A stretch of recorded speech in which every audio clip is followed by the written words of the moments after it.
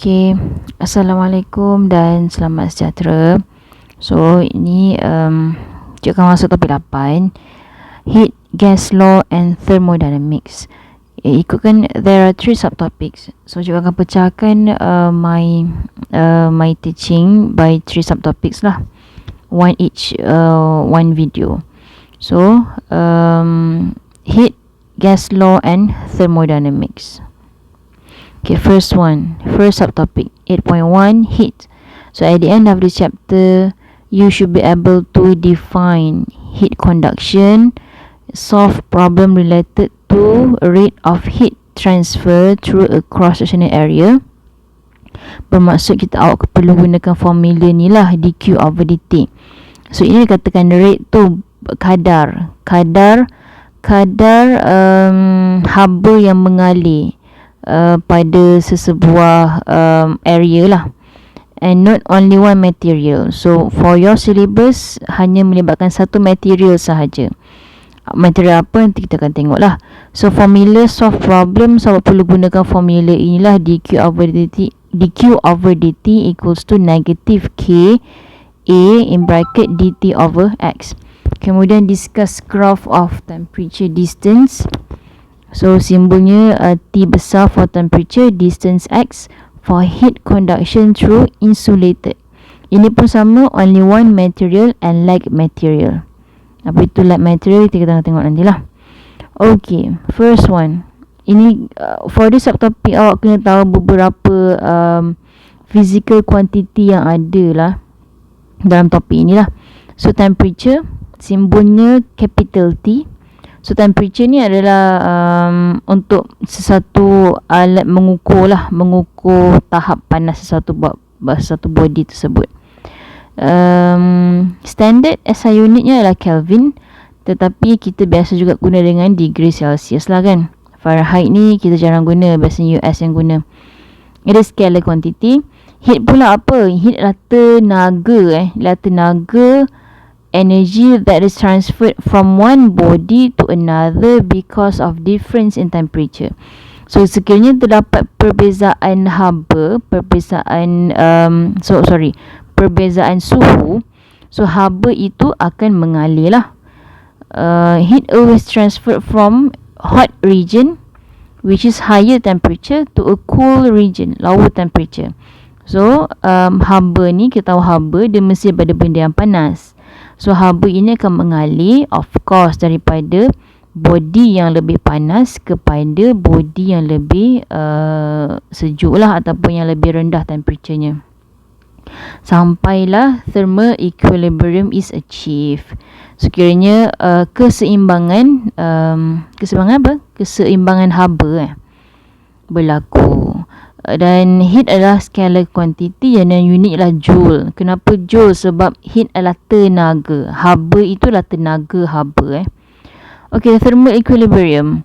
So apa maksud thermal equilibrium? Is defined a state in which the temperatures of two bodies are equal. So dalam kes ini ada tiga sistem, tiga body yang ada haba lah, sistem A, sistem B dan juga sistem C. So apa yang berlaku? Sistem A and B are in thermal equilibrium with system C. Therefore, system A also in thermal equilibrium with system B. So kalau awak tengok dekat sini lah konduktor kan. So konduktor ini konduktor, yang warna oranye ni konduktor, yang warna green ni insulator. So konduktor adalah bahan yang mampu mengalirkan haba lah. Haba boleh pass through it, tapi insulator tak boleh. So sistem A, kalau awak tengok sistem A, kemudian ada konduktor dan juga sistem C. Sistem B ada konduktor dan juga sistem C. So A dengan C are in thermal equilibrium. B dengan C pun in thermal equilibrium. So A dengan B secara automatik akan berlaku thermal equilibrium juga antara mereka dua ni. Walaupun terdapat insulator yang memisahkan antara sistem A dan juga sistem B. So ini common sense lah.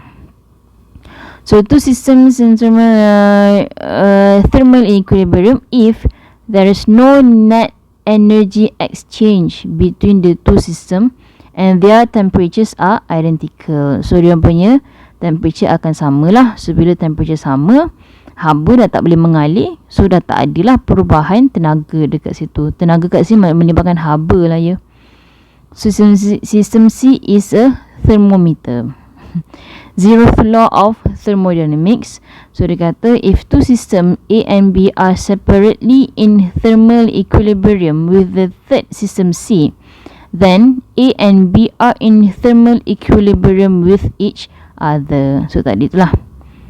Okay, temperature scales ini formula je macam mana nak tukar ni, tapi awak tak perlu tahu ni lah. Awak perlu tahu yang Kelvin kepada degree Celsius je. So kalau dia bagi dalam degree Celsius, kena tambah dengan 273.15.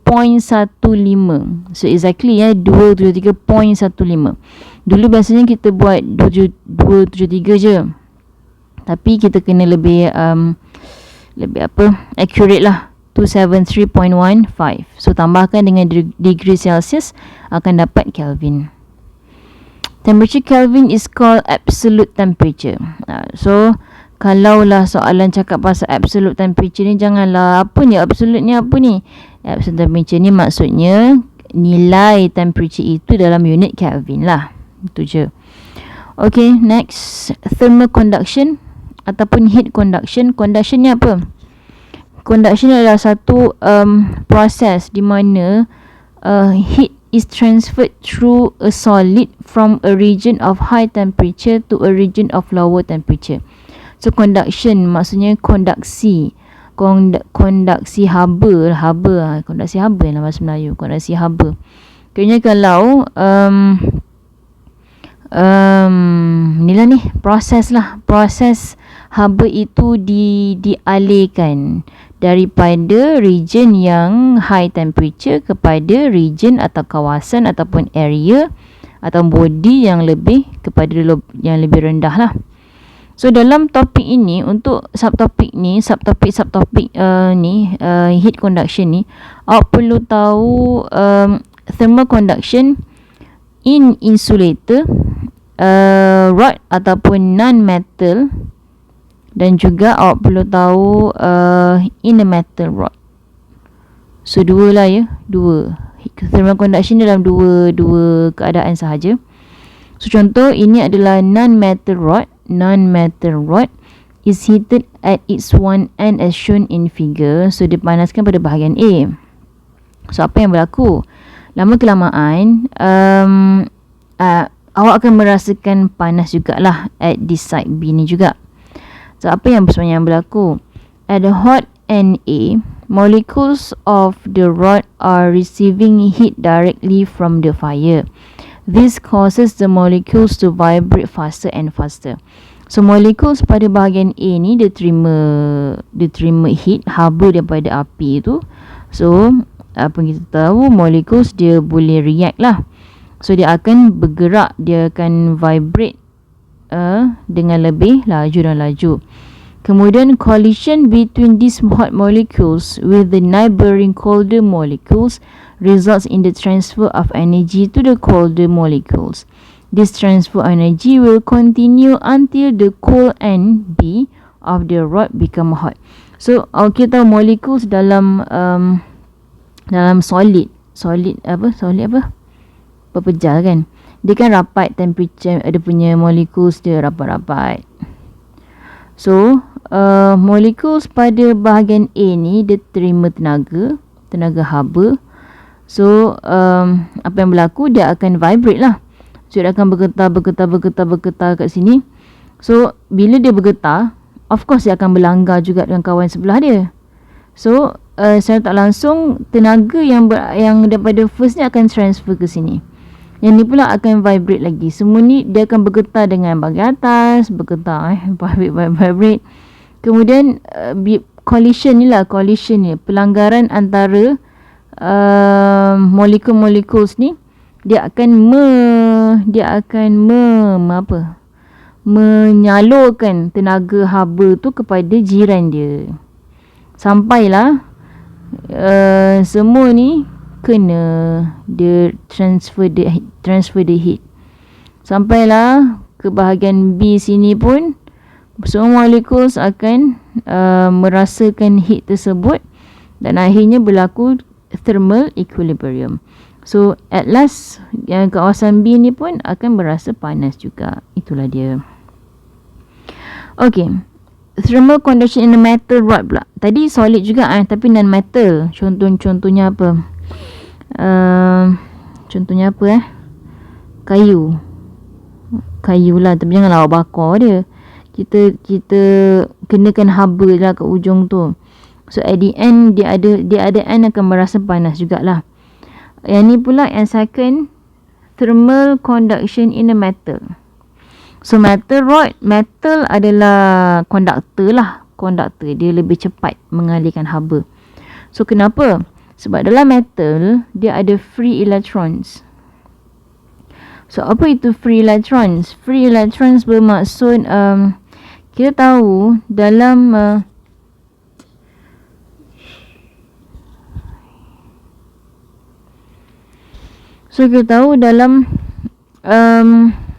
metal rod sejenis solid jugalah. So dalam free electron ni apa? Dia adalah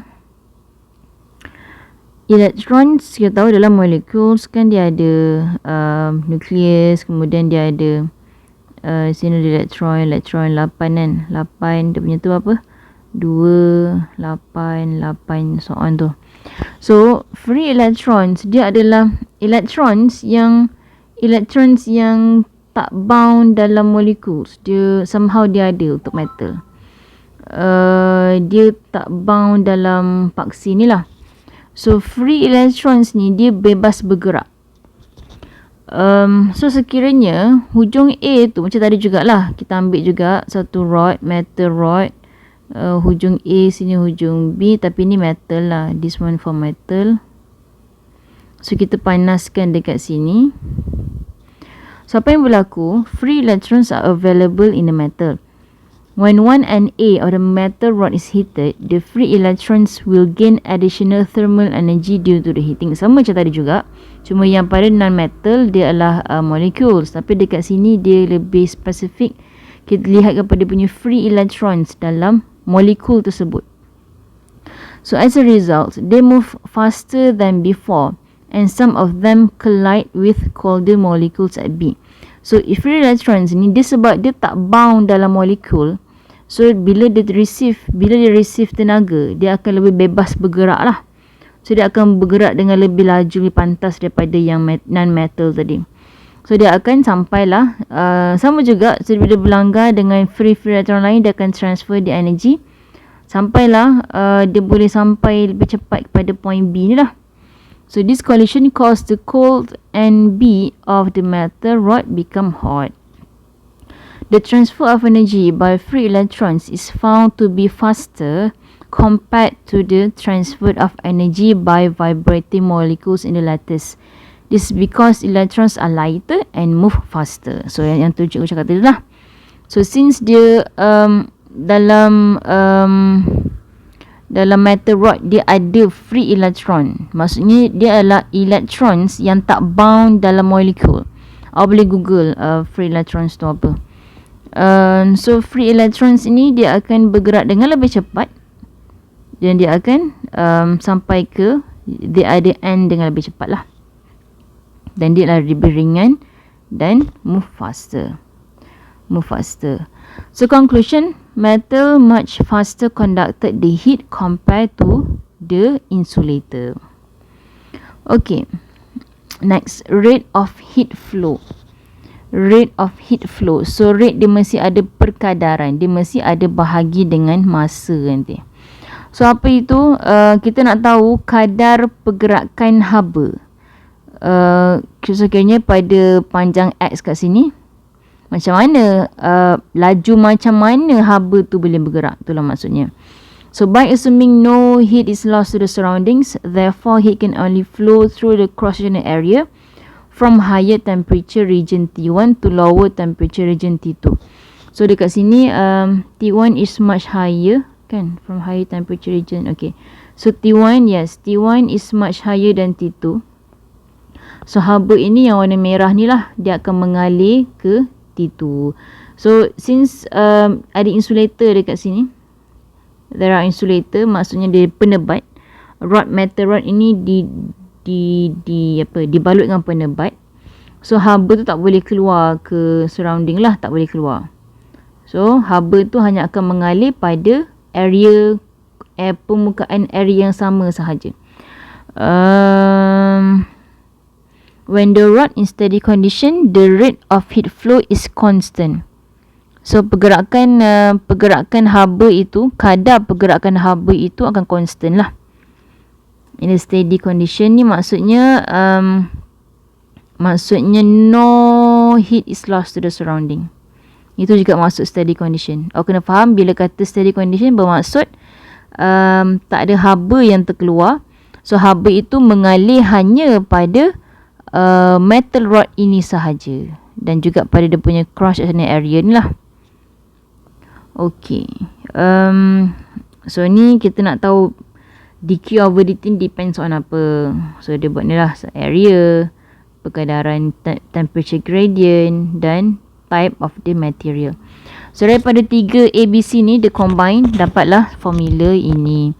So dq over dt equals to negative k a dt over x. So dt over x ni namanya adalah temperature gradient.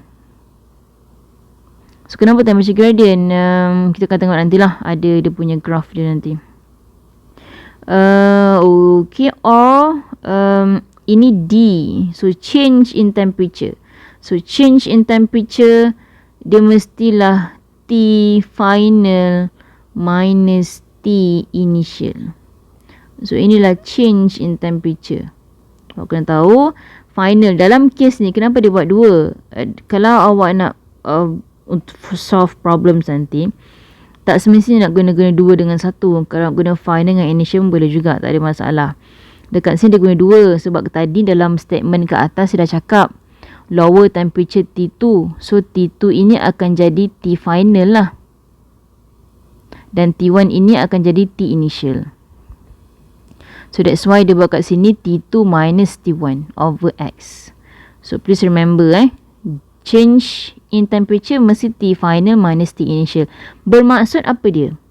T final much less than T initial. Okay, faham So T final mesti kurang daripada nilai T initial, sebab haba tu perlu mengalir daripada region yang panas kepada region yang kurang panas. So T final dia mesti kurang lah daripada T initial. So that's why ada dapat negatif kat sini. Dapat negatif. Negatif ini dia menunjukkan yang negative sign indicates that the heat always flow in the direction of decreasing temperature. So negative sign ni maksud dia. Tetapi for calculation, kalau awak nak tulis formula, tulislah negatif ni. Tapi nanti automatik kita boleh cancel off dia punya negatif dekat depan dekat sini, sebabnya T2 less than T1. So contohlah T2 ni 30 Kelvin dan T1 nya adalah 100. So kita akan dapat negatif 70.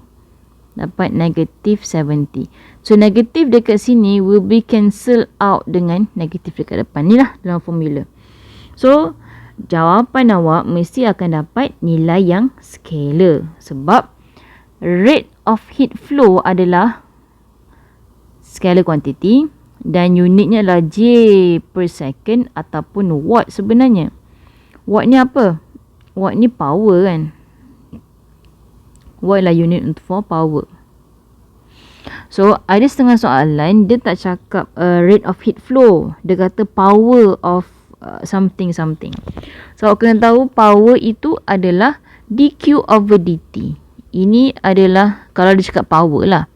So ini adalah dq over dt. Since q adalah energy, so unitnya joule dan t adalah second. So dapatlah J per second ataupun ini adalah watt. Okay, thermal conductivity K. So K kecil adalah thermal conductivity. It's a property of conducting material where good conductors will have higher values of K compared to poor conductor. So katakanlah tadi katakanlah antara apa metal lah metal dengan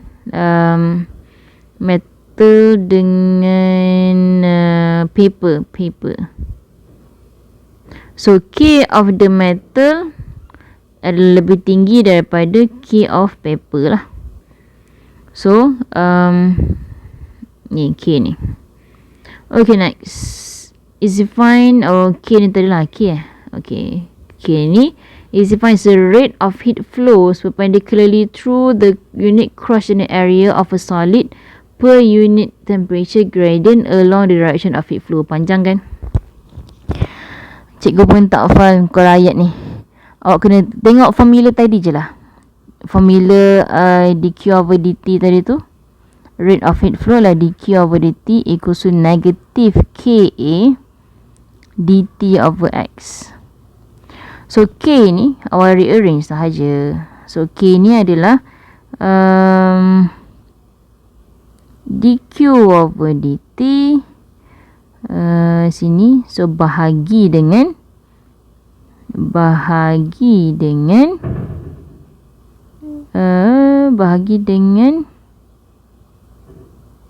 A dt over x bahagi dengan kan betul lah, bahagi dengan ni dia tukar kepada macam bahagi simbol macam ni, bahagi dengan okay. So ataupun sama macam tadi lah, bahagi dengan A dt over x. So lagi. So is scalar quantity and unitnya adalah Wm negative 1 K negative 1 ataupun Wm negative 1 degree Celsius negative 1.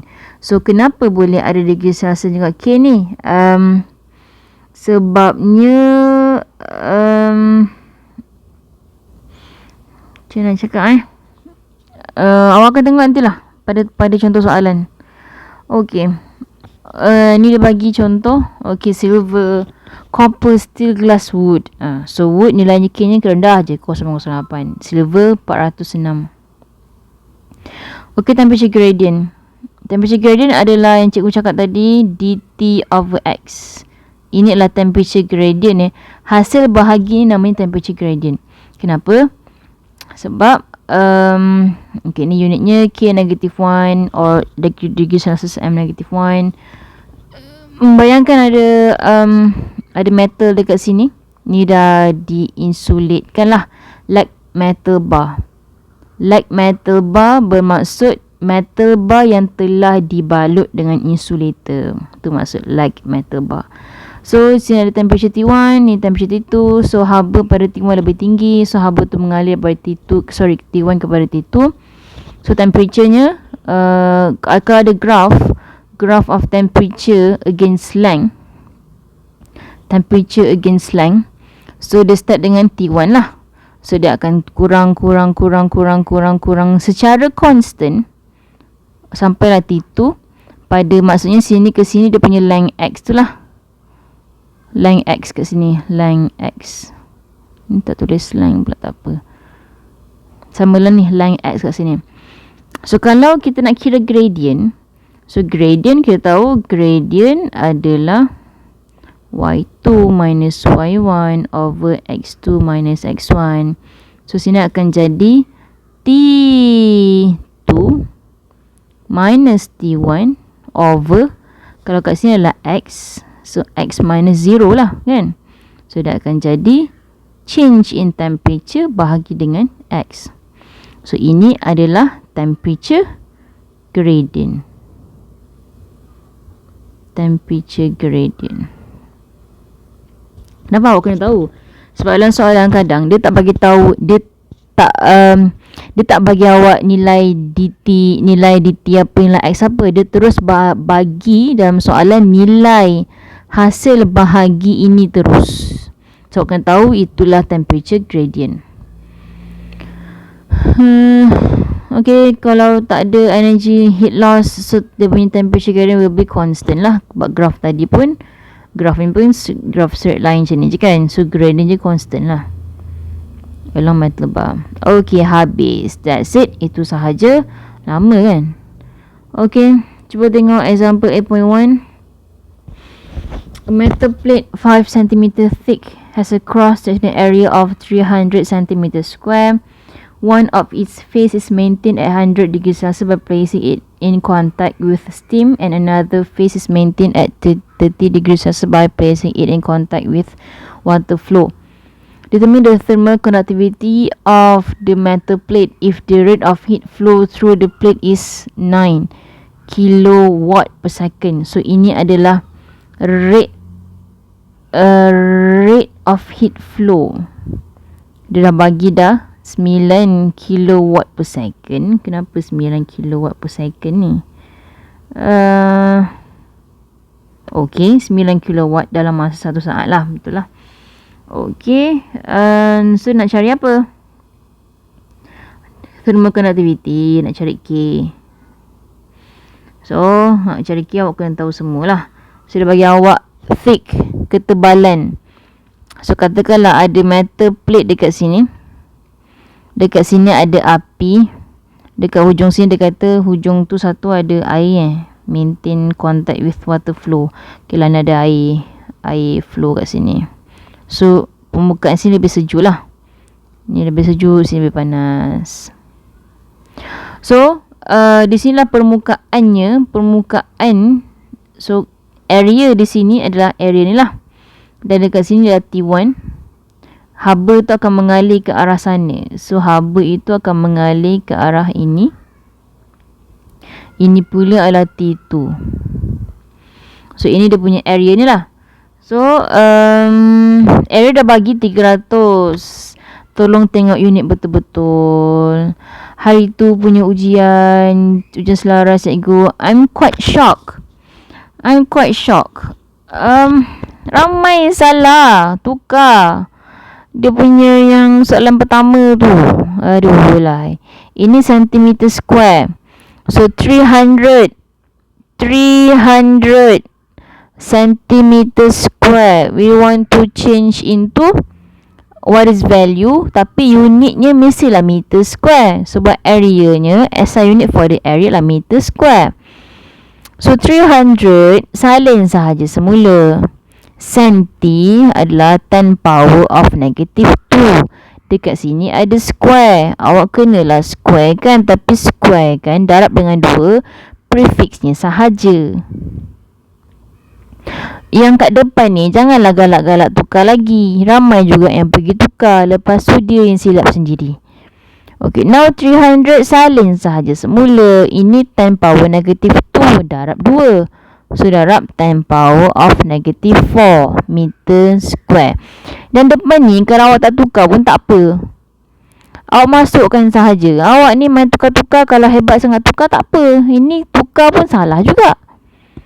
Okay, now kat sini pun dia ambil juga 300 times 10 power negative 4. T1 100 degree Celsius.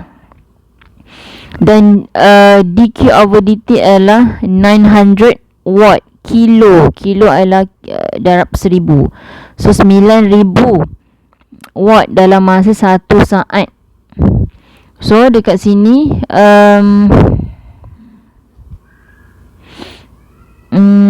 I think it's wrong kot kat sini ni. Ni bukan kilowatt per second.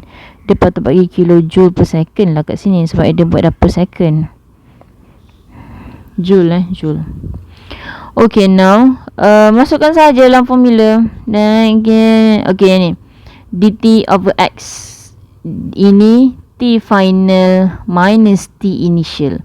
So finalnya adalah, kalau awak tak tahu, awak to avoid careless mistake, sketch, labelkan sini 30 degree Celsius, T1 kat sini lah 100 degree Celsius. So ini akan jadi T final, ini adalah T initial. So 30 minus 100. So akan dapat negatif, akan cancel off dengan negatif kat depan sini. So kita akan dapat inilah. Kenapa dia tak tukar? Kenapa dia tak tukar kepada Kelvin? dia ambil 30, ini pun 100. Sebab ini perbezaan. So kalau awak tukar, katakanlah 100 tambah dengan 273.15 sama dengan 373.15. Dan kalau 30 awak tambah juga dengan 273.15. Ini jadi berapa ni? Ini akan jadi 3 apa 70, 30, 300 lah. 303.15. So kalau awak tolak ni, masih nilainya 70 lah. So kat sini sebab tu K ni sama ada awak tukar ataupun tak tukar, dia sama juga. Sebab itulah dia buat unit for K tu ada juga yang dia kata OR kan, W, M -1, K -1 tu. Degree Celsius -1.